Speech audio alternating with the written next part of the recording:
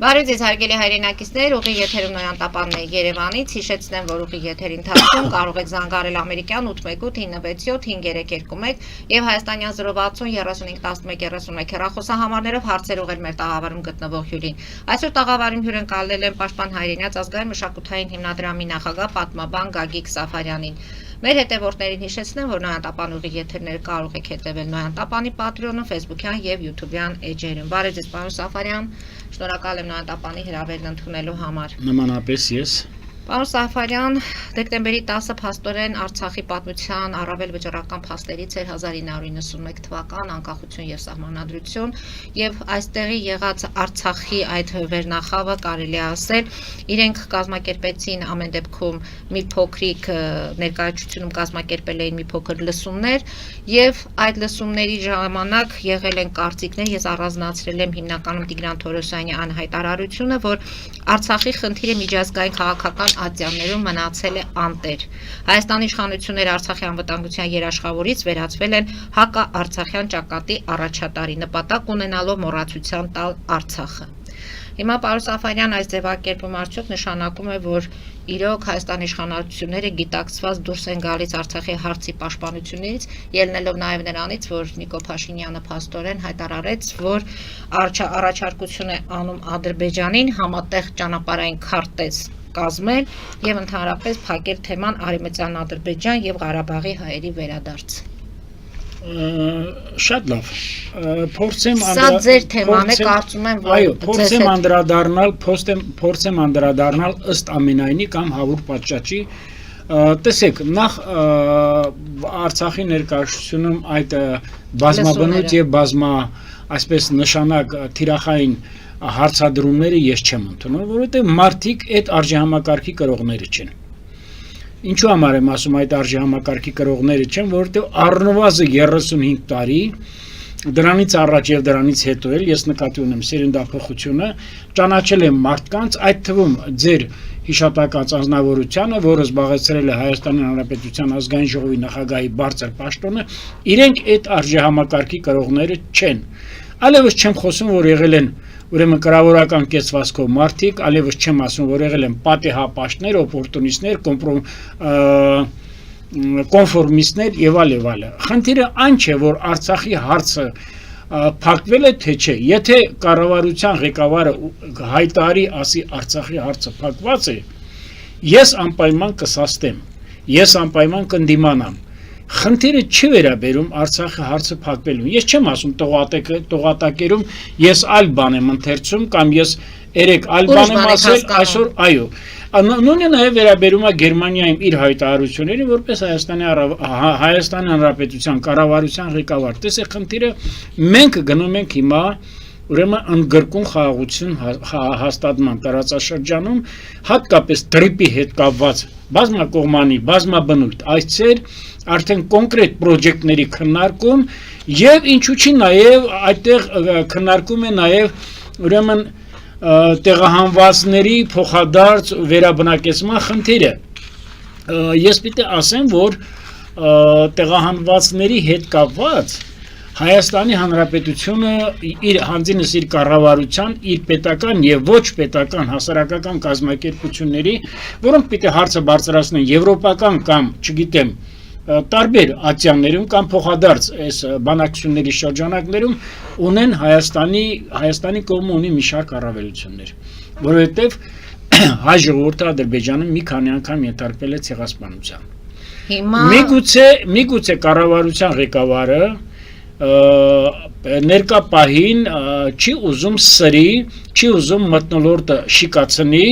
ես համոզված եմ, որ միայն այդ նկատառումներից ելնելով է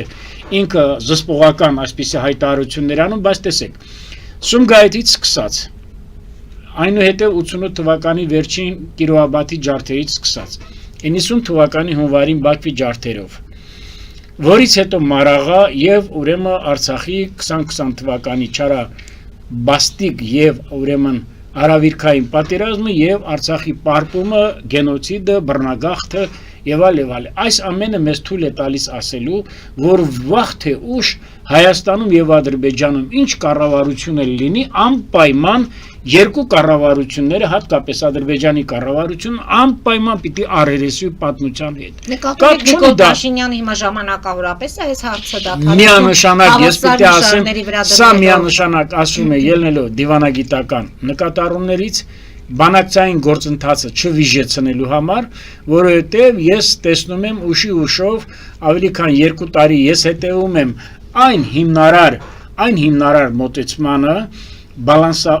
այսպես ավելի ճիշտ ասեմ, հավասարակշռված եւ հավասարակշռման արտաքին քաղաքականության կիրարկմանը վերջնականապես ներդրմանը հարավարևելյան Եվրոպայում կամ հարավային Կովկասում, այսպես ասենք, եւ սա ես համարում եմ այս ինգրեդիենտներից բաղկացուցիչ մասերից մեկը, որովհետեւ ես հստակ ձեզ ասում եմ, ասել եմ, նախկինում էլ անընդհատ կրկնել եմ, մեծ առումով տարածաշրջանում պատերազմ բացառվում է ներկա պայմաններում, ներկա տրամաբանության մեջ, երբ որ ասենք Միացյալ Նահանգները, երբ որ Եվրոմիությունը, վերջերս էլ Մեծ Բրիտանիայի կողմից եւ Գերմանիայի կողմից նոր պայմանագրերի ստորագրումը կապված Մեծ Բրիտանիայի պաշտպանության փոխնախարարի այցը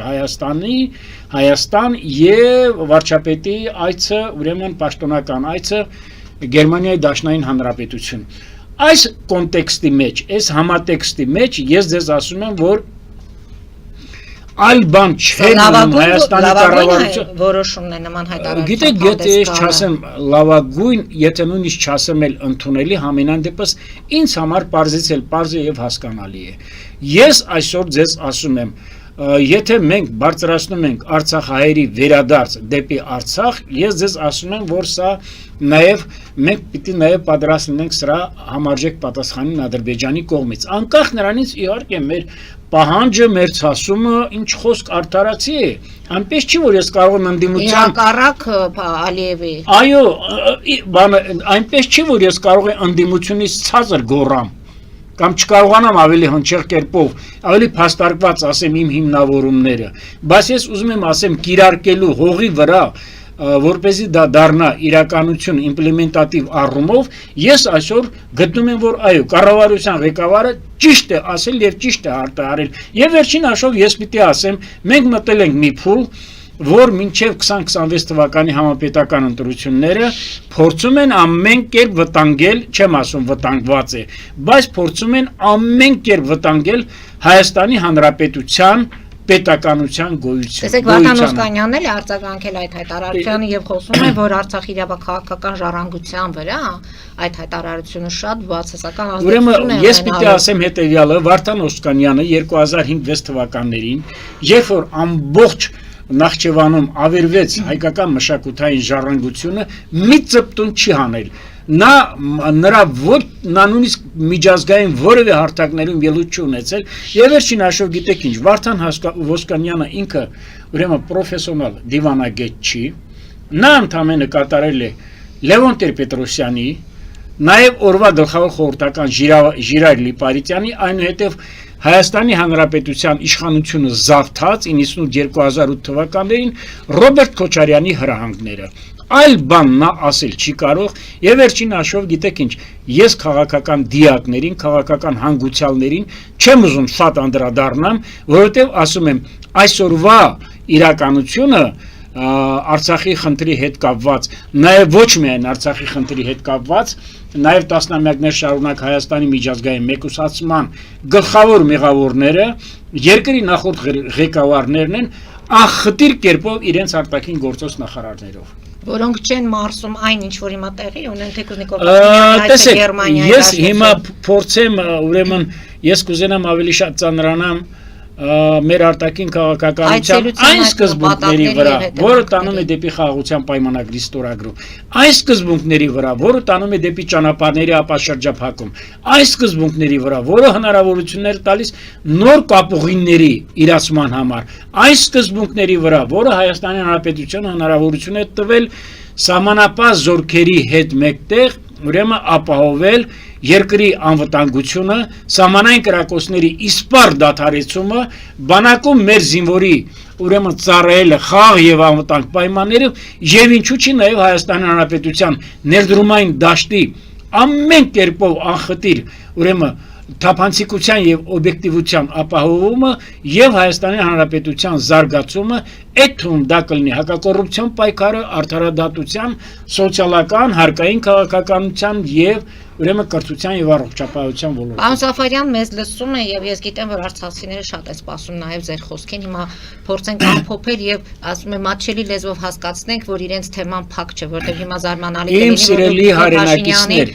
Իմ սիրելի հայրենակիցներ, հիմա ես դիմում եմ իմ սիրելի հայրենակիցներին, իմ Գերդաստանը, իմ Սաֆարյան Գերդաստանը, իմ ավակ եղբորից սկսած, իմ 6 քույրերով ավարտված, Արցախի համար տվել է ամեն ինչ։ Արցախում իմ հարազատները կորցրել են ամեն ինչ։ Այլևս չեմ խոսում միլիոնավոր դոլարներով ունեցվածք։ Բայց ես երբեք սա մատի փաթաթան չեմ դարձնելու,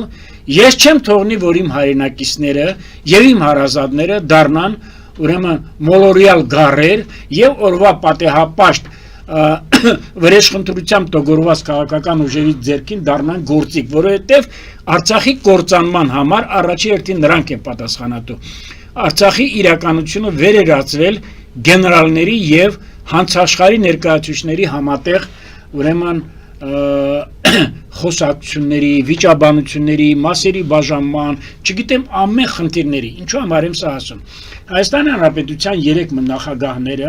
ռեալ պատկերացում չեն ունեցել Արցախի խնդրի կարգավորման հետ կապված։ Վերջերս էլ հրատարակվեց փաստաթղթերը, այդ փաստաթղթերում Արցախի անկախության մասին ոչ մի տող չի եղել, գալով Մեղրի միջանցքին, սրա մասին այսպես Մեղրի օթային միջանցքի կամ օթային էստակադային ճանապարհի տրամադրման Ադրբեջանի դրա դիմաց Լեռնային Ղարաբաղի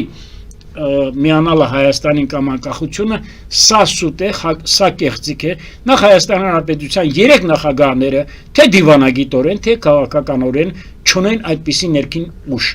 այդպիսի պոտենցիալ, այդպիսի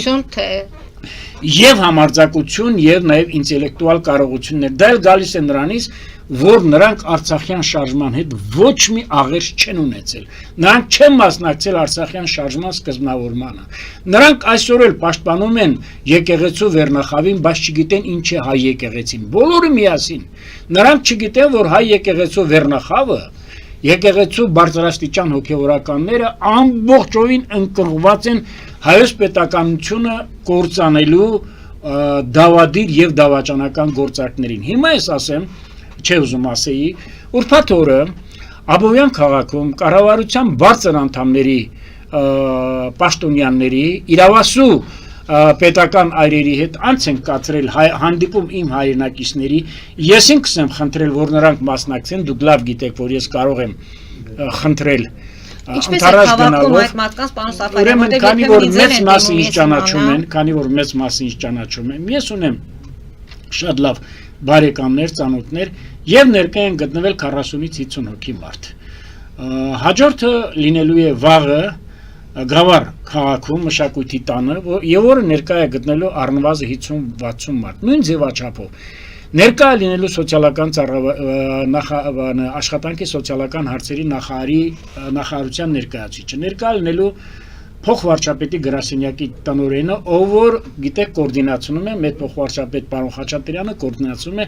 արցախցիների հետ կապված բոլոր խնդիրները սոցիալական, տնտեսական, բնակարանային, առողջապահական, կրթական եւ այլն։ Ներկա լինելու ներքին գործերի նախարարության միգրացիոն փախստականների ծառայության ղեկավարը, ներկա լինելու կառավարության աշխատակազմի ղեկավարը եւ էլի անուններ։ Եվ սա այս հանդիպումները ես շատ խնդրել եմ, քանի որ ես ներկայացրել եմ ծրագիր, ներկա լինելու առնվազն հանդիպումները լինելու են առնվազն 70 եւ 80 անգամ։ Ես պիտի շնորհակալություն հայտնեմ կառավարության աշխատակազմի ղեկավարին, երբ որ ասեց, որ այս մեր հանդիպումները բացարձակապես չեն կարող ունենալ որևէ քաղաքական ենթատեքստ։ Սա ոչ մի 20-26 թվականի համապետական ընտրություններ կլինի եւ այլ։ Այդ դեպքում ինչու անցյալ տարի չեք կարողանում ասեց, որովհետեւ ասեց իմի բերելով կառավարության աշխատանքը եւ փոխվարչապետի գրասենյակի գործունեությունը մենք տեսնում ենք, որ կան չլուծված խնդիրներ։ Ընդհանրապես եւ կան բազմաթիվ խնդիրներ, որոնք լուծման կարոտ ունեն։ Խնդիրը վերաբերում է եւ բնակարանով ապահովելու, խնդիրը վերաբերում է կրթական բազմաթիվ հարցերին, խնդիրը վերաբերում է մշակույթի բազմաթիվ հարցերին, խնդիրը վերաբերում է բազմանդամ ընտանիքների օգնության հարցերին, առողջապահական, սոցիալական եւ այլ։ Եվ ես պիտի ասեմ, որ սա այս հանդիպումները բերելու է մեզ այն համոզման, որ արցախահայերի հետ տարվող աշխատանքը դեռևս տարիներ շարունակ պետք է կատարվի։ Ես ինքս լինելով Ղարաբաղ կոմիտեի անդամ 1988 թվականի փետրվարից մինչև 1988 թվականի մայիսը եղել եմ կառավարական հանձնաժողովի անդամ, լինելով Ղարաբաղ կոմիտեի անդամ։ Քանի որ կառավարության ղեկավարի առաջին տեղակալ Սուրեն Հարությունյանն էր համակարգում կառավարության աշխատանքը, ինձ վերցրել էր դրա այդ հանձնաժողովի մեջ, ես էլ խնդրեցի, որ նաև ես կուզենամ, որ ինձ օգնի նաև Ղարաբաղյան շարժման մեկ այլ ներկայացուցիչ, հետագայում Ղարաբաղ կոմիտեի անդամ Աշոտ Մանուչարյանը։ Եվ ես տեսել եմ, որ կառավարությունը ինչքան դժվարությունների է հանդիպում, ինչքան դժվարությունների է ուրեմն առաջ է կանգնում, եւ ինչու համար եմ ես հանձն առել այս շատ դժվարին պատասխանատու, բայց միաժամանակ պատվաբեր գործը։ Բացարձակապես ոչ մի անձնական շահ, դուք լավ գիտեք, չեմ հետապնդում, չեմ էլ կարող հետապնդել, եւ ես պիտի ասեմ, ընդամենը մեկ շաբաթ է անցել այդ հանդիպումից, արդեն առնվազն մի 5-6 խնդիր լուծվել է, մի 3-4 հոգի ինձ զանգահարել են, անձնագրի հետ կապված, այդ բնակարանային սերտիֆիկատները բանկում դնելու եւ դրա դիմաց գումար ստանալու հետ կապված եւ այլ։ Ես նաեւ մի այլ ծրագիր ունեմ կապված Արցախյան գենոֆոնդի, Արցախի գենոդարանի, միգուցե համապետական դրություններից հետո ես պիտի դիմեմ անձամբ ես եւ նաեւ իմ մի տասնյակ ամերիկացիների հետ միասին, այսպես ասած, Արցախի Արցախից տեղահանվածներով ամբողջովին մի քանի բնակավայրերի համայնքների պահպանության խնդրով եւ կարծում եմ դա ինձ հաջողվելու է, որովհետեւ դա իմ արցախցիների հետ քննարկել եք, որովհետեւ տարածքների հետ կապված իրենք ունեն։ Այո, քննարկել ենք, արցախցիներ կան, որոնք շինարարություն են անում, ասում են մեզ ուղարկեք թեկուզ Իջևան, մեզ ուղարկեք տարբեր տեղեր, որ մենք տուն ունենանք, մենք կարող ենք այսպես աշխատել։ Մարդիկ կան 4-5 տեղ աշխատում են, բազմաբնույթ խնդիրներ եւ այդ ամենը մցված է database-ի մեջ, բազային շտեմարանի մեջ եւ կարծում եմ, որ ուրեմն ես չեմ ուզում կներեք որևէ քաղաքական, այսպես ասած, երանգ ունենա, դա լինելու է պարզապես հանդիպումներ տեղահանված բնակչության հետ, որոնց խնդիրներին մենք փորձելու ենք ամեն կերպ լուծում տալ հնարավորինս չափ օպերատիվ եւ հնարավորինս ուրեմն միջոցներ հայտարարելու։ Պարոն Սաֆարյան, կարող ենք ասել նրանք, ովքեր ձեր աջակցության կարիքը կունենան, կարող են դիմել Նոյան տապանին, մենք հավաքագրենք նրանց տվյալները։ Դուք իմ բոլոր տվյալները գիտեք, Տիկին Մարի, դուք գիտեք, որ Արցախի հետ կապված դուք էլ եք ինձ մի քանի հարցերով դիմել, ցանկացած հարցով իմ հայրենակիցները եւ WhatsApp-ով եւ հեռախոսով կարող են զանգահարել։ Եվ ես ասում եմ, եթե ես նախկինում չէի հանդգնում այսքան ակնհայտ կերպով արտահայտվելու, հիմա իմ հանդգնությունը ունի գերազանցապես կիրարկելի։ Այսինքն արդեն մեջ կունեք եւ կարող եք այդ գործերը։ Գիտեք, մեջ ունենալը նկատում արդեն աջակցությունը ես մեջ ունեցել եմ 1988 թվականից սկսած, որովհետեւ իմ բարձրացրած բոլոր հարցերը եղել է համազգային, եղել է հանուն Արցախի ի տարբերություն շատ-շատերի եւ կարծում եմ, որ այսօր ընթառաջ գնալով մեր բազմաթիվ ուրեմն բարձրացրած հարցերին ես պիտի ասեմ, եթե չասեմ բարեհամբույր, այդ բառը միգուցե չգիտեմ, կասեն ես քզնանքի կամ շողոքորթության, բայց ես որ պիտի ասեմ պատրաստական կերպով ընթառաջում են այդ խնդիրների շուտապուտ լուծմանը։ Մենք էլ կփորձենք դες օգտակար լինել այս հարցում։ Սիրով, ինչքան շատ մարդիկ զանգահարեն, որ ունեն խնդրահարույց, ուրեմն բազմաթիվ առաջարկություններ մենք պատրաստ ենք։ Պարոն Սաֆարյան, դուրս գանք կարճատև գովազդային դադարի, որից հետո շարունակենք մեր զրույցը։ Հարգելի հայրենակիցներ, հետևեք քիչ անց կվերադառնանք տաղավար եւ կշարունակենք։ Ֆելիչե ժամանակակից ատամնաբուժական կլինիկա։ Այստեղ հարմարավետությունն ու խնամքն առաջնային են։ Այստեղ կիրառվում են ատամնաբուժական ամենաժամանակակից տեխնոլոգիաներ ճշգրիտ ախտորոշում, արդյունավետ բուժում, նուրբ փորձառություն եւ անհատական մոտեցում։ Սկսած սովորական մանրուքներից մինչև առաջադեմ ընթացակարգեր, այստեղ դուք գտնվում եք բարձր որակավորում ունեցող եւ փորձառու ատամնաբուժական մասնագետների ձեռքերում։ Մեր բարեկամական եւ հյուրընկալ անձնակազմն այստեղ է յուրաքանչյուր այցը հաճելի դարձնելու համար։ Ֆելիչե, ձեր առողջ եւ ամենաերջանիկ շպիտը սկսվում է այստեղից։ Եկեք եւ բացահայտեք նորարարության փորձագիտության եւ կարեկցանքի կատարյալ համադրությունը։ Վաճառվում է գերմանական հնաոճ դաշնամուր 1892 թվականի արտադրության ֆոն Մուրբախ, գտնվում է գերազանց վիճակում, կինը 15000 ԱՄՆ դոլար, հեռախոսահամար 094 115 310։ Երևան շիփինգ, սենսացիա ստեղ, հա։ Այո, ճիշտ եք եկել։ Սանդրոցներ Երևան ուղարկելը $2.99 օթանավով։ Այո, Իսկ եթե դոլար ուղարկես, դոլար ստանան։ այո, Իսկ որ տանեն տուն հասցնեն, էլի մի տոկոս, հա։ 2%։ Հրասը ծրի է, էլի։ Ժողովուրդ սենսացիա, ծրի է։ Նորթ Հոլիվուդ, Գլենդել։ Ջակփաթ հագուստի խանութը երկրորդ մասնաճյուղն է բացել Գլենդելի սրտում, որտեղ կարող եք ձեռք բերել եվրոպական եւ ամերիկյան ընտիր հագուստեղեն, կոշկեղեն, աքսեսուարներ, պայուսակներ ամենահարմար արժեքներով։ Նաև կարող եք ցանկացած ապրանք պատվիրել եւ ձեռք բերել կարճ ժամանակում։ Ջակփաթի Գլենդելի հասցեն է 1135 North Pacific Avenue, հեռախոս 818 813 2252։ Ջակփաթ հագուստի լավագույն կենտրոնը Գլենդելում։ 60-ից ավելի ճանաչված եվրոպական բրենդների ինքնատիպ, չկրկնվող եւ մատչելի ընտրանին Fortuna Home and Country House խանութ սրահում։ Նորավոճ սպասք եւ կահույք հորեկա բնագավառի համար, տեքստիլ տնտեսական ապրանքներ, ամեն ինչ գեղեցիկ կյանքի համար։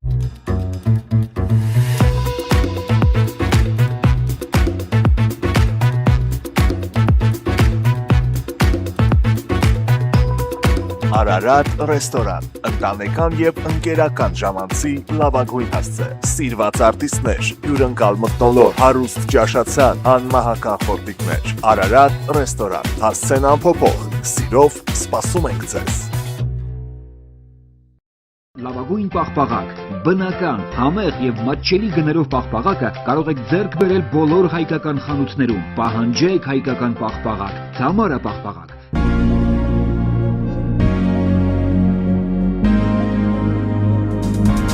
Տպագրեք ձեր գիրքը Նոյան տապան տպագրատանը, ինչպես նաև թերթեր, ամսագրեր, բուկլետներ եւ այլն։ Հասցեն քաղաք Երևան, Իսահակյան 28 առաջին հարկ։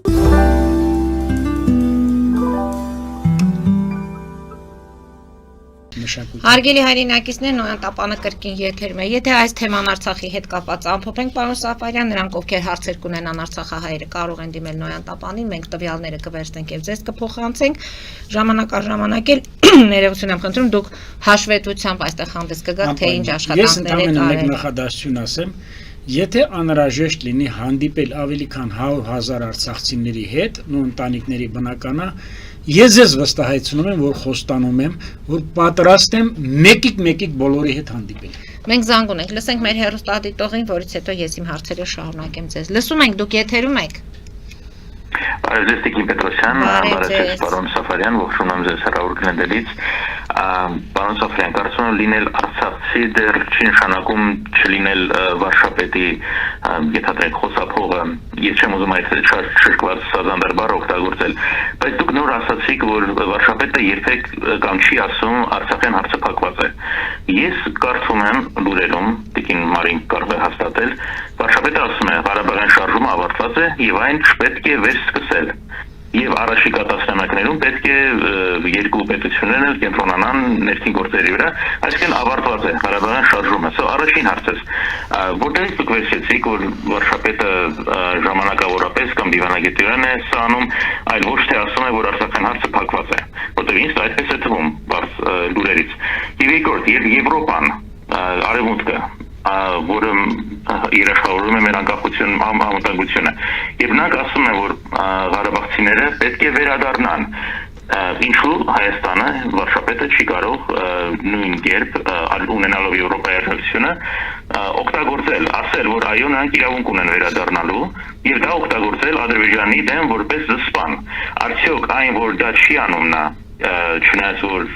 Եվրոպան արևմուտքը դա երաշխավորում է, արդյոք դա չի նշանակում, որ ձեր փաստորեն սիրելի վարչապետը Ալիևի կամակատան է։ Սա երկու հարց։ Առաջին արցախյան շարժի շարժման ավարտը եւ երկրորդը վարչապետի Ալիևյան կամակատար լինելը։ Շնորհակալություն։ Նախ ես գալով մեր քաղաքացու հարցադրմանը, եթե մեր հայրենով է խոսում, բնական է դուք այստեղից եք, ես չեմ ընդունում այդպիսի մարդկանց, որ կարող են մեր երկիրը թողնել գլալ Ամերիկա, ես դա չեմ կարող ձեզ լիարժեք հայ համարել, սա մեկ, երկրորդը այո, Արցախյան շարժումը, Ղարաբաղյան շարժումը փակված է, որտեղ Հայաստանում եթե սկսվեց Ղարաբաղյան շարժում, դա օգտագործելու է ռևանշիստական ուժերը, ոնց որ այսօր են անում։ Բայց ամեն դեպքում ձեզ համար դա ժամանակավոր բնույթ է։ Աքսիոմատիկ ճշմարտություն է Ղարաբաղյան շարժումը Հայաստանում եւ Արցախի հարցի արդարացի լուծումը, սրանք հակադիր բևեռներ են, որովհետեւ Արցախյան շարժումը Հայաստանում 2020 թվականի 44-օրյա պատերազմից հետո վերահացվել վրեժխնդիր ուժերի ձեռքին որպես մի գործիք օրվա իշխանությունը ընտրությունների միջոցով հաղթանակած իշխանությանը քաղաքական ուժին տապալելու համար։ Եվ երկրորդը, այո, Արցախի խնդիրը, Արցախի հարցերը պետք չի կարող փակվել միջազգային ակցիաներում, եթե կպարտավորացնեն Ադրբեջանին։ Այստեղ հարցը հետևյալն է, որ Նիկոլ Փաշինյանի ասածը մարդիկ ուղղակի են հասկանում։ Ես գտնում եմ, որ ներկա պայմաններում, եթե Հայաստանի Հանրապետությունը, եթե մենք պիտի լինենք ուրեմն իրատեսներ, ուրեմն քաղաքական իրատեսներ, քաղաքական ռեալության ինգրեդիենտներից ենք խոսում, ես գտնում եմ, որ ներկա պահին վարչապետի պատասխանը եւ վարչապետի այն հարցերը, որոնք ուղղվել են Գերմանիային վարչապետին եւ վարչապետի պատասխանը ներկա պահին պարունակում է ելնելով հարցեր, ելնելով տարածաշրջանային խաղաղության հաստատման, տրիպի իրագործման եւ անվտանգության նոր համակարգերի ներդրման։ Հանուն դրա, այլ բացատրություն ես չունեմ, նորից կրկնեմ, մեր քաղաքացուն էլ խորհուրդ կտամ գա այստեղ Երևանում մնա եւ իմ հետ բազմաբնույթ հարցեր քննարկի, գալով նրան, որ սազանդար բան, ես հարկ չեմ համարում այդքան ցածր խոսել, այո։ Իսկ եվրոպական երկրների հետ կապված, եվրոպական երկրների հետ կապված, ես գիտեք, որ նաև կապեր ունեմ մեր եւ մարդբան եվրոպական Եվրոպայի խորհրդում կամ մարդու իրավունքների եվրոպական դատարանում, գիտեք նաև իմ հարաբերություններս մեր ներկայացուցիչների հետ, ինչու՞ չի նաև բազմաբնույթ հասարակական կազմակերպությունների, այդ թվում չգիտեմ Գայանա Աբրահամյան կլինի, մյուսները կլինեն, Լուսինե Հակոբյան կլինի, շատ-շատերի հետ ես գտնում եմ, որ այդ խնդիրը մենք իրավունք չունենք երբեք մարելու, այդ խնդիրը ընդհակառակը այնքան արդար է, այնքան ճչացող է անարդարություն կատարվել մեր հանդեպ, նկատու իմա արցախցիների հանդեպ, որ ես չեմ կարող, ասենք, ինչպես կարող ենք մենք լռել, բայց անընդհատ, ասենք, տեսեք, այսպիսի հարցեր տալ, անընդհատ ծանակել, անընդհատ հավանարկել կառավարությանը, դե եկեք դուք ձեր վարկագծով ապրումակցեք Արցախահայերին։ Ինչպես որ ես եմ հիմա մեզ Սփյուռքից են զանգահարում եւ իրենց աջակցությունը եւ իրենց կարծիքները մենք պետք է հաշվի առնենք։ Ուրեմն անպայման մենք պետք է հաշվի առնենք, բայց այստեղ ես գտնում եմ, որ նաեւ Հայաստանի Հանրապետության կառավարությունը ամբողջովին պիտի Սփյուռքի հանդեպ իր քաղաքականությունը ամբողջովին վերանայի, որտեղ Սփյուռքը մեզ համար երբեք պիտի չլինի ստնտու, Սփյուռքը երբեք մեր համար պիտի չլինի կթուկով, Սփյուռքը երբեք չպիտի մեր քաղաքական գործընթացներին երկու կոպեկ տալով մասնակցություն ունենա, առավել եւս հոգեվոր աշխարհում, քանի որ ես այդ պատմությունը գիտեմ ավելին քան պետք է, ավելին գիտեմ քան ընտանիքին գիտեմ, գալով ուրեմն Մեծի տան Կիլիկիո Կաթողիկոսությանը նա բացարձակապես այստեղի ներքաղաքական կյանքին ոչ բարոյական, ոչ քաղաքական, ոչ էլ ֆիզիկական իրավունք չունի որևէ կերպով մասնակցություն ունենալու։ Մեկ զանգել պատասխանենք եւ ես իմ հարցերը շարունակեմ։ Լսում ենք ձեզ, դուք եթերում եք։ Բարև ձեզ։ Հա, նախ ես պետք է պարոն Սաֆարյանին ասեմ, որ ինքը իրավունք չունի մարդուն վիրավորելու։ Մարդը իրավունք ունի, որտեղ ուզում է ապրի։ Արցախցի մեր հայրենակիցներն էլ նրանք ուզում են ապրել իրենց բնորանում, նրանց իրավունքները ոչ ոք չի կարող անտեսել, փաստորեն ինքը մարդու իրավունքները հավասարեցնում է ցեղասպանների գործունեությանը, ամբողջ աշխարհում բանաձևեր են ընդունում, որ Լավ, ձեր հարցը, որ հարցը։ Մի րոպե, այո, իսկ դուք արդարացնում եք վարչապետին, որ Ղարաբաղի հարցը փակում է։ Դուք նաև չեք ուզում ընդունել, որ վեհապարն էլ, երբ որ Շվեյցարիայում պաշտպանեց, որ արցախցիները պետք է վերադառնան, դրա համար է հետապնդումները սկսել եկեղեցու դեմ, վեհապարի դեմ եւ ընդհանրապես ամբողջ մեր հայության արժեքների դեմ։ Հասկանալի է ձեր հարցը։ Պարոն Սաֆարյան, սա ինչի մասին է խոսում, սա լրատվության քիչ։ Դուք գիտեք, որ Արցախի հարցի փակել այդպիսի բան, նախ ես չեմ իմ համար, եթե Երևի թե ընդունեց այն բանը, որ թողան այստեղ։ Ես ասեմ իմ համար, եթե Հայաստան Հանրապետության քաղաքացին գնում է արտերկրում բնակություն հաստատում, ես ունեմ արդեն երկակի մոտեցում։ Դուք նույնիսկ արցախահայերին այստեղ հայտարարեցիք, որ եթե գնաք կամ հետ գաք, ես ձեզ ոչ մի հարցում չեմ օգնելու։ Երկրորդը, այո, արցախահայությունը ենթարկվել է սպիտակ ցեղասպանության, արցախահայությունը ենթարկվել է բռնագաղթի, արցախահայությունը ենթարկվել է անասելի զրկանքների ու տաժանքի ու դաժանությունների։ Այստեղ երկու կարծիքն էլ չի կարող, բայց ես պիտի հարց տվողին մի բան ասեմ ընդամենը, ես ինքս նաև լինելով արցախցի, առնվազն 100 ընտանիքներ, գիտեք ինձ ինչ են ասել, հա, ինձ ասել են, որ այն գեներալիտետը եւ այն ռազմաֆեոդալական վերնախավը եւ այն ճիվաղ գեներալները, որոնք անընդհատ մասնակցել են քրեական խոսք ու զրույցների մեջ եւ ժողովրդի հանդեպ վերաբերվել են շատ արամարական, տեսել են ֆիզիկական բազում հաշվեհարդարներ, լավավոր այսպես է ավարտվել։ Նույնիսկ։ Այո, չարացած կերպով եւ ամեն օր էլ ինձ զանգարում եւ ասում են, չեմ ուզում գեներալների անուններ տամ, չեմ ուզում նախագահներ կային Ղարաբաղում, որոնք ուղիղ Ստեփանակերտի 50%-ը սեփականաշնորհել են։ Ինչ եք կարծում 16 թվականի 4-օրյա պատերազմից հետո Բայց պարոն Սաֆարյան, որքան էլ այդ ներքին այստեղ էլ Հայաստանում այդ կոռուպցիա այդ մարդիկ չէին ուզենա իրենց բնորանից, իրենց տնից տեղից կտրվեն։ Դա գիտեք ինչ էր, սկսած Սամվել Բաբայանից 1993-4 թվականներից մինչև 2018-20 թվականները դուք գիտեք Արցախում ինչեր է կատարվել։ Ինչպիսի դաժանություններ, ինչպիսի հալածանքներ, ինչպիսի ուրեմն քրեացին պահվածքներ երկրի ղեկավարության եւ ռազմաֆեոդալական ընդունելի է որ արտագաղթը եղել այո եւ մարդիկ տեսել են ասյան արդարությունները եկեք մենք ճիշտը խոսանք ես դրա համար եմ ասում իմ ընտանիքը Արցախին ամեն ինչ տվել է ես չեմ պատկերացնում Հայաստանում մարդ որ արցախյան շարժմանը կամ Արցախի հանդեպ իր մոտեցման իր անձնական կերպարով ասենք ես նրան պետք է զիջեի, այդպիսի բան լինել չի կարող, բայց ես ասում եմ դառն ճշմարտությունը, ես սա ցավով եմ ասում, բայց ես այս երևույթներ, տեսեք, 4-օրյա պատերազմից անմիջապես հետո, երբ որ երրորդ նախագահը հանդգնություն է ունեցել գնա Արցախ եւ ասում ենք պիտի տարածքները տանք, այլապես մենք երկելու ենք Ստեփանակերտ, իրեն ընդդիմացել են, ինքը չուներ, ուրեմն համապատասխան պետական եւ համաժողովրդական վստահություն, այսպես ասած լեգիտիմություն, իր ընտրվելը լեգիտիմ չէր, ինչպես սկսած 1996 թվականից։ Եվ ես պիտի ասեմ, որ փոխանակ զբաղվելու այլ գործերով Բոստան են սարքել Արցախի հանրապետությունը եւ հաջորդ տարի նախագահ ընտրությունները երկարացնում են 3 տարով նախագահի ժամկետը լիազորությունների փոխում են սահմանադրությունը եւ այն էլ գիտեք ինչի համար մի մարդու համար են ուզում 10 տարին դառնա 13 տարի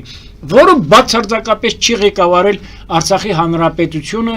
զուտ արդարադատության զուտ ինքնապաշտպանության զուտ ուրեմն քրեական էլեմենտների դեմ պայքարի ուղղությամբ հիմա եթե դուք ուզում եք ես ճշմարտությունը ասեմ շատ պիտի ասեմ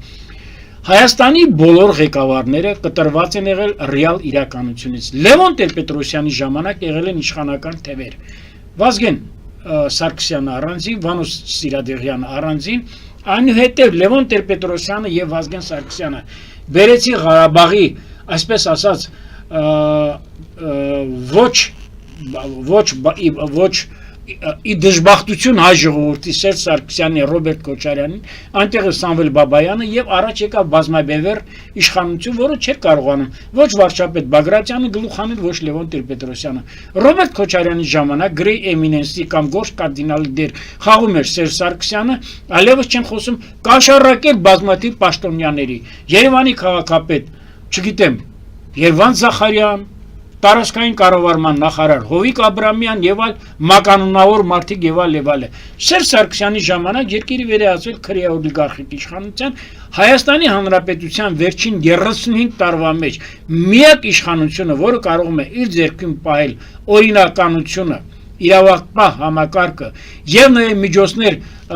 նպատակաուղղել բանակի զարգացմանը, բանակի մարտունակության բարձրացմանը եւ կոռուպցիայի դեմ անհաշտ պայքար մղել ներկա կառավարությունն է։ Ես սա ասում եմ վստահորեն։ Այստեղ արցախցիների իրավունքների մասին էր խոսքը, որ Նիկոլ Փաշինյանը այսպես ուղղակի, մարդիկ ուղղակի են հասկացել այդ հայտարարությունները։ Ուրեմն ես ասում եմ, մարդու իրավունքներ, արցախցիների իրավունքների էջն է փակվում, որը երկարաժամկետ է լինելու եւ դժվար թե ուրեմն երկարաժամկետ դա չի կարող լինել։ Եթե Նիկոլ Փաշինյանը վերընտրվի, դուք կարող եք Նիկոլ Փաշինյանին պարտադրել այդ էջը բացել։ Ես ոչ թե կարող եմ Նիկոլ Փաշինյանին պարտադրել, ես անպայման իմ հորդորս եւ իմ տարիների փորձս, իմ 40 տարվա անցած ճանապարհս թույլ է տալիս ես իր հետ ունենամ, ուրեմն այսպես կոչված մի քիչ չմեծամտանամ համենայն դեպս խորհրդի կարգով հանդիպում եւ ես իմ առաջարկություններս կներկայացնեմ, իմ առաջարկություններս կներկայացնեմ ելնելու միայն մեկ նպատակի համար հանուն Արցախահայերի վերադարձի, հանուն Արցախահայերի հետ կապված խնդիրների արդար լուծման նպատակով։ Եվ նշվեց, որ եկեղեցու առաջնորդն է հայ գերիների արցախցիների վերադարձի մասին խոսել։ Միջազգային ատյաններում այդ դեպքում ովքեր պետք է խոսեն։ Ուրեմն ես ասեմ, որ եկեղեցու առաջնորդը, որտեղ նկատի ունեմ, որ դրանից հետո է եկեղեցու առաջնորդը չի նա, եկեղեցու այսպես ասած բռնազարդած ներկայացուցիչը, տվյալ պահին կտրիչ Ներսիսյանը, նա իր անունից չի ելույթ ունեցել Շվեյցարիայում, որովհետև Շվեյցարիայում ելույթ ունենալուց առաջ նա կատարել է հակապետական մի մեծ արարք, այս կատարելով Բելարուսի մայրաքաղաք Մինսկ, հակապետական դավաճանական արարք, որ իրավունք չուներ Հայաստանի կառավարության ղեկավարի կողմից, երբ որ բացեիբաց հայտարարեց, որ ոչ մի պետական պաշտոնյա եւ ոչ մի բարձրաստիճան անձ պիտի Բելարուսի Հանրապետություն չժամանի, քանի որ այդ մարդկային ճիվաղը այնտեղ ղեկավարում է այդ երկիրը։ Ուրեմն մեր եկեղեցու հայ առաքելական, ուրեմն Սուրբ եկեղեցու բարձրակարգ, ուրեմն գործիչները ամբողջովին կատարում են վրեժխնդիր ուժերի եւ օտար ուժերի ուրեմն պատվերներ։ Միանշանակ դա ասում եմ, տեսեք, Ռոբերտ Քոչարյանը մամլո ասուլիս է տալիս, ասում է ինչ է եղել, էս չէ, դիվանապետի հետ կապված, չէ, ասում է, հիմա էլ ասում են բանի արանքն ամտել, սիրային բան եւ ուրեմն երևի ինքն էլ է կապված իր ակերականոջ հետ։ Եթե դու այդ արարքը արդարացնում ես, եթե դու ինքդ լինելով նախ իրենք պատկերացում չունեն եկեղեցու մասին, ես պիտի ասեմ, որ Հայաստանի Հանրապետության 3 նախագահները բացարձակապես հայ առաքելական եկեղեցու մասին որպես հավատավոր զավակներ, որդիներ պատկերացում չունեն։ Ես ասում եմ ամենայն անկեղծությամբ բացառվում է, որ նրանք ունենան արդարացի պատկերացում հայ առաքելական եկեղեցու։ Խնդիրը գնում է նրա մասին, որ եկեղեցին մեր ժողովրդի եկեղեցու վերնախավը մեր պետականության ուրեմն հիմքում դարձել է ական օր առաջ կործանելու Հայաստանի պետականությունը եւ ես պիտի ասեմ, որ դա չի հաջողելու, ես չեմ ուզում ցեխ շպրտեմ որևէ քաղաքական գործի համար, որովհետեւ վերջերս արդեն աշխուժացել են անդիմադի դաշտը որում հայտարարեցին, որ Նիկոլ Փաշինյանը չունի ռեսուրսները, լավ, ժողովրդին այդ որ ասում են Նիկոլ Փաշինյանին բերել են իշխանության։ չգիտեմ ինչ ուժեր, կամ ասում են Սերժն ա տվել։ Սերժյանը մերժում է։ Հիմա ես ուրիշ բան եմ ասում, եթե ուրիշ ուժեր, մեկը հարցնի էլի Ռոբերտ Քոչարյանին, Լևոն Տեր-Պետրոսյանին եւ Սերժ, բայց ես ինչ ուժեր են բերել իշխանության։ Ես հիմա հարցնում եմ 98 թվականին առանց Հայաստանի Հանրապետությունում 10 տարի ռեալ քաղաքացիություն ունենալու ուրեմն փաստարկի, առանց համաժողովրդական ուրեմն վստահության քվե ունենալու 50+1-ով խոսքս գնում է առանց կեղծիքների եւ 2003-ին եւ 2008-ին Ղարաբաղից պատժիչ ջոկատներ բերելով Հայաստան մի քանի անգամ ես ուզում եմ հարցնեմ Հայաստանի Լևոն Տեր-Պետրոսյանի 96 թվականի ինչ ուժեր են բերել իշխանության եւ որ կեղծվել է ընտրությունների արդյունքները բայց Ռոբերտ Քոչարյանը պատասխանեց այն հարցին ինչու չի դատել Լևոն Տեր-Պետրոսյանը ուրեմն ես դա պիտի ասեմ որ ես ինքս չեմ ուզում առաջ է գնացել քանի որ երկիրը գտնվել է ծանր ես պիտի ասեմ ներողություն եմ խնդրում 1000 ներողություն եմ խնդրում ես չեմ կարող երկիրը թալանել ես չեմ կարող ունենալ կեղտոտ կեղծ կադրային քաղաքականություն ես չեմ կարող իմ ընտանիքի անդամներին տանեմ օտար երկրներում ծննդաբերելու, այստեղ է որ պիտի կառավարության ղեկավարը շատ խիստ լինի, եթե երկրի ղեկավարների ընտանիքների զավակները ծննդաբերվում են արտասահմանում, ապա նրանց հանդեպ պետք է կիրառվի խեցե վճիռ։ Անգլերեն այդ բառը կոչվում է ostracize, ostracization-ի պիտի ենթարկվեն։ Պիտի այնպես վտարեն երկրից, որ երբեք երկիր մտնելու հնարավորություն չունենան։ Ահա այդպիսի ուրեմն բան պիտի դրվի, արգելք պիտի դրվի, ահա այդպիսի setback պիտի դրվի, որպեսզի նրանք երբեք չկարողանան վերադառնալ երկիր։ Գալով այդ պատասխանին ուրեմն ես շատ ներողություն եմ խնդրում, ես քաղաքական հանգուցյալների շատ չեմ ուզում մեկնաբանել, առավել ևս կենթանական աշխարհի եւ ռազմաֆեոդալական վերնախավի ներկայացուցիչներին չեմ ուզում։ Լավ, ասում են բայց ձեր ասած այդ մարդիկ պատրաստում են ընտրություններին մասնակցել եւ ես ասում եմ ընդամենը Արման Տաթոյանը որը ասում է որ նախորդ իշխանությունների ղեկավարները պիտի չմասնակցեն Ռոբերտ Քոչարյանը պատասխանը տեսեք երեք չառաջ օրը հարցազրույց է տալիս Սրբուհի Գալյանը արդարադատության նախարարը իմ կողմից շատ հարգված մի անձնավորություն որի ծնողին եմ ճանաչել օրը Եվ ասում եմ, որ ես օր ու գիշեր աշխատում եմ եւ ես պիտի ունենամ լավ բնակարան։ 200,000 Այո, ասես 10 կամ 20 տարում 200,000-անոց բնակարանի շեմը հաղթարելը դա ինչ մի մեծ բան է եւ այլն։ Եվ լավ է սովորել, լավ Այո, եւ լավ, դե լավ։ Ուրեմն 15 տարի առաջ այդ պաշտոնը զբաղացրել է Հրայր Թոմասյանը։ Հիմա ես ասում եմ, Հրայր Թոմասյանը ինչպես է սեփականաշնորել նոտարական տարածքը։ Ինչպեսի տներ է առել քաղաքի կենտրոնում, որ արժի ոչ թե 200,000, այլ միլիոնից անցնում է։ Նույնը Ալեն Սիմոնյանը ազգային ժողովի ճեպազրույցների ժամանակ, թե կարծեմ այդ հարց ու պատասխանի ժամանակ, ես այդ հարց ու պատասխանը միշտ ասում եմ խոսք ու զրույց, ասեց մեկեք իմ տունն նայեք, եկեք Հովիկ Աբրամյանի տներն նայեք։ Կամ մարդիկ հիպոթեկով տներ են ձեռք բերել, այսօր բանկային համակարգը ամբողջ որ Արարատ Միրզոյանին թիրախավորել են այդ հարցով։ Նաև Արարատ Միրզոյանին, նաև չգիտեմ Հայկ Կոնջորյանին եւ տեսեք այսօր կամ վաղը կամ մի տարի հետո ես էլ ընկերներ ունեմ, որոնք շինարարություններ են անում, ես միշտ ասել եմ Գայիկ ջան, դուք ասեք ձեր հնարավորությունները, ձեր զավակի համար կլինի կամ ձեր ինչի համար կլինի, մենք զեղչով ձեզ կտրամադրենք եւ այլ, այսինքն փոխշահվետ բան։ Իմ ամբողջ ասելիքս նա է, որ Հայաստանի կառավարությունը վերջին 35 տարվա մեջ չի ունեցել այնպիսի մի լծակներ, որ կարողանա ուրեմն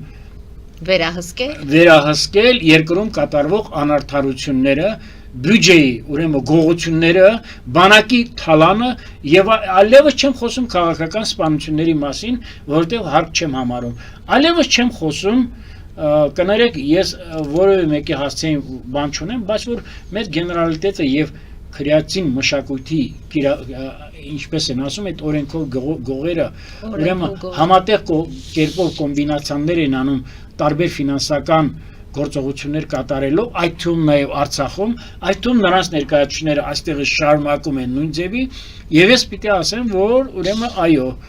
ուրեմն կառավարությունը պիտի շատ խիստ լինի։ Գալով մեր երկրի քաղաքական ուրեմն գործընթացներին, քա բանտարկյալներին, ընդգրկված են տասնյակ հարյուրավոր ուրեմն իրավապաշտպաններ, դատապաշտպաններ, փաստաբաններ։ Ես ուզում եմ իմանալ, տեսնեմ, ով է Հայաստանի Հանրապետությունում քաղ բանտարկյալը։ Մի հատ հարց Սրբազանները։ Սրբազանները, որոնք ասել են, ուրեմն օրվա, մենք 15 րոպե ենք տալիս կառավարությանը, պետական իշխանությանը պետք է ռազմական ճանապարհով ոչնչացնենք։ Տասնյակ անգամներ Միքայել Սրբազանը, Աջապահյանը, լինելով ռուսական բազայի ներկայացուցիչների մոտ, ասել են, գիտեք ինչ է ասել, այնտեղից դուրս գալով, ասել է թուրքերը հիմա դիվիզիա են մտցնում Հայաստան եւ սաղին կոտորելու են մեր միակ հույսը ռուսներն են։ Տասնյակ անգամներ դա նա է ասել, Բագրատ Սրբազանի մասին այլևս չեմ խոսում, որ նա Հայաստանի Հանրապետության քաղաքացի չի։ Այս մյուսի, որը վերջերս են տարել, Արշակ Սրբազանը, ես ինքս եմ տեսել, նա ինչ Այս որ ասում են, չէ, արկղ,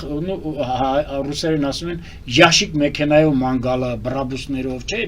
գելենվագեններով, ես ինքս եմ տեսել, նրա գլխատեղին զենք, անձամբ ես եմ տեսել, բայց ես նորից եմ ասում, այս փաստերը, այս զզվանք առաջացնող փաստերը թույլ է տալիս ասելու, որ մեր եկեղեցին հիմնովին պիտի վերանորոգվի։ Առաջ անցնելով ես պիտի ասեմ,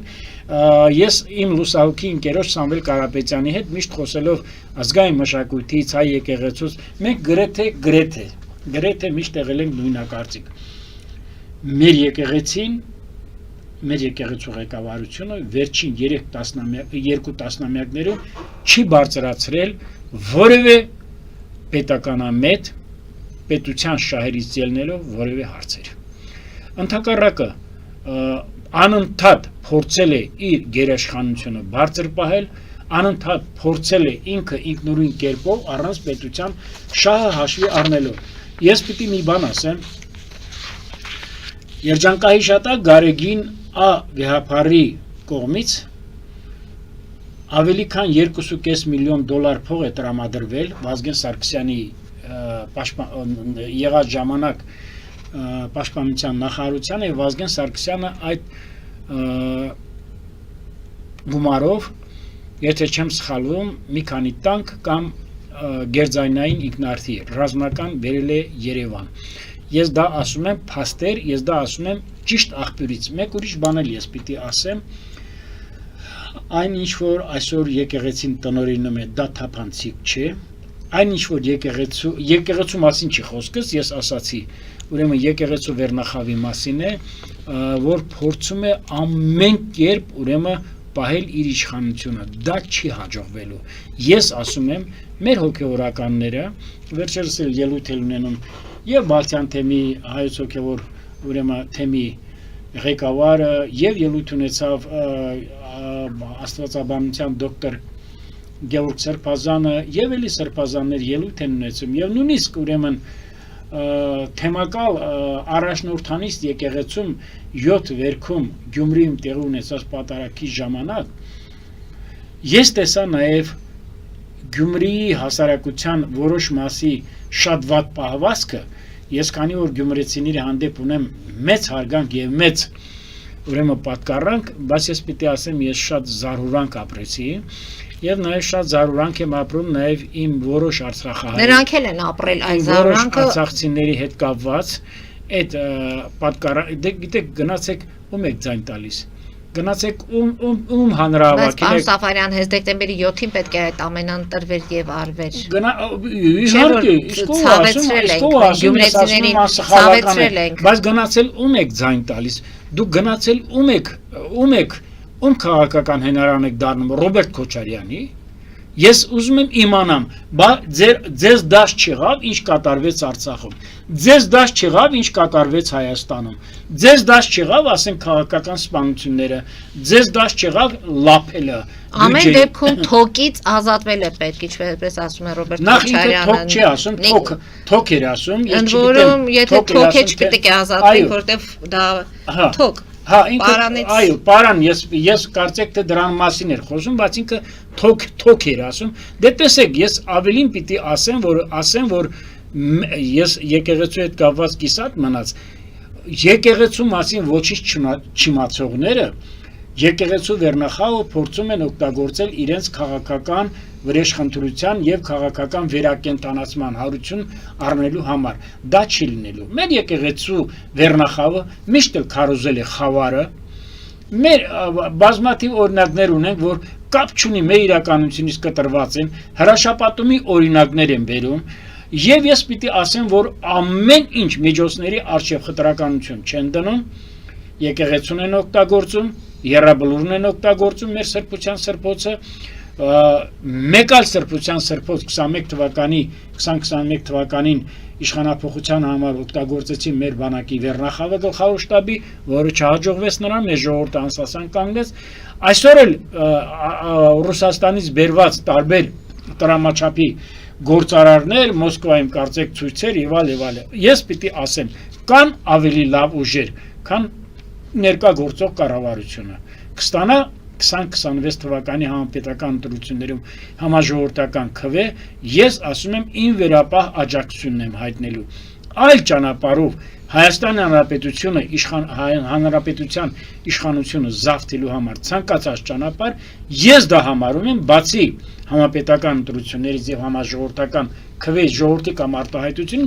ես դա համարում եմ պետական դավաճանություն, այո, իրավապահ մարմինները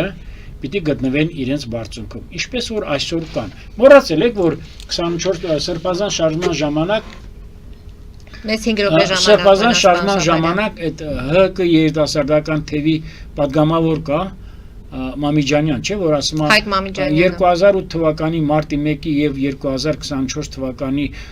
հունիսյան դեպքերի տարբերությունը այն է, որ ցավոք սրտի հիմա զոհեր չեղան։ Իր բառացի կրկնում եմ ես, դուք հասկանում եք սա ինչ մոտեցում է։ Կամ ինչ է նշանակում, եթե եկեղեցու կողմից որևէ խոսք լինի, չէ նախագահներ ասում երրորդ, մենք նախ դա եկեղեցի չի, դուք պաշտպանում եք այսօր, եթե դուք ձեր աջակցությունն եք հայտնում եկեղեցուն, այսպես կոչված, ես պիտի ասեմ, դուք ձեր աջակցությունն եք հայտնում անբարոյական, այլասերված շնաբարով վարքագծի տեր եկեղեցականներին, եկեղեցու վերնախավին, եւ ես պիտի ասեմ, որ այո, մեր եկեղեցին պետք է մաքրվի։ Մեր եկեղեցին պետք է ինքնամաքրվի։ Ինչ ճանապարհով, հիմա կարծեմ կառավարության ղեկավարը ներկայացրել է քաղաքական եկեղեցու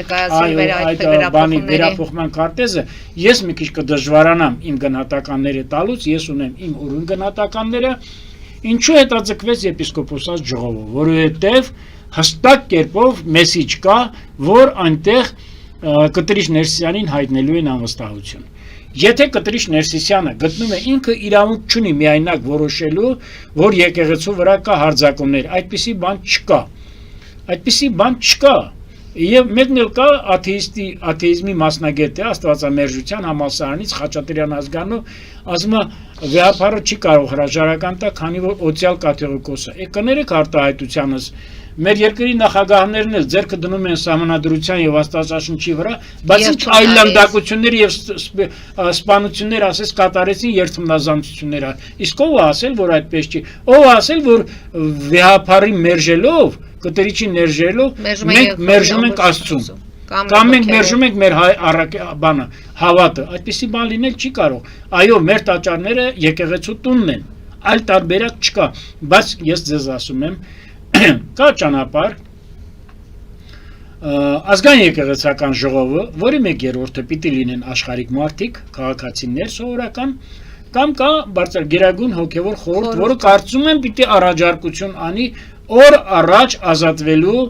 այս եկեղեցու հրեշ ղեկավարներից։